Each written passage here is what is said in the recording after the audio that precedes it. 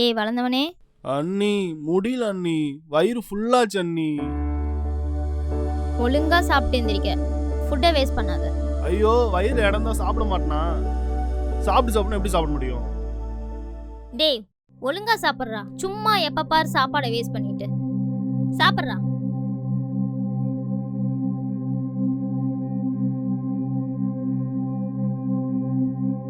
தீபன், சொல்லுண்ணா.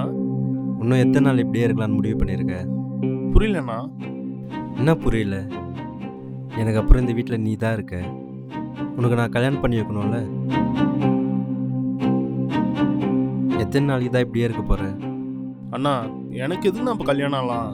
என்னை பார்த்துக்கிட்டு அண்ணி இருக்காங்களே, டேஸ்ட்டாக சமைச்சு போடுறாங்க, வேலைக்கு நல்லா சாப்பிட்டு தூங்குறேன். உனக்கு சமைச்சு போடாத அவளை கல்யாணம் பண்ணி கூட்டின்னு வந்தானா? ஏங்க என்னங்க பேசிட்டு இருக்கீங்க? ஏய் நீ சும்மா இருடி. எனக்கு தெரியும் என்ன பண்ணணும்னு. அவன் இந்த வீட்டு மருமகளா இல்லை வேலைக்காரியா? அண்ணே சாரிண்ணே, நான் ஏதோ விளையாட்டாக தான் பேசினேன், தப்பாக பேசி இந்த மன்னிச்சிருண்ணே. இங்கே பாரு, இந்த வீட்டுக்கு இன்னொரு பொண்ணு வரணும். நான் சொல்கிற பொண்ணை நீ கல்யாணம் பண்ணிக்கிற, இல்லைன்னா கெட்ட கோவம் வந்துட சொல்லிட்டேன்.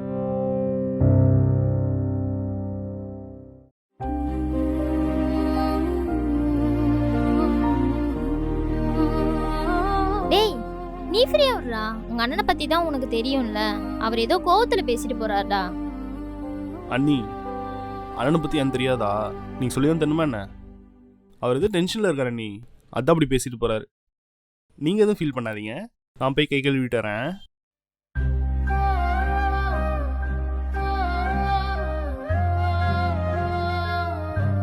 எதுக்கு அவங்கிட்ட அப்படி பேசுறீங்க? உங்களை தாங்க கேக்குறேன், எதுக்கு அவங்கிட்ட ஹாஷா பேசுனீங்க? அவனுக்கு நல்லது எது கெட்டது என்னன்னு தெரியும். நான் சொன்னா அவன் கேட்கணும். அவன் நல்லதுக்காக தான் நான் சொன்னேன்.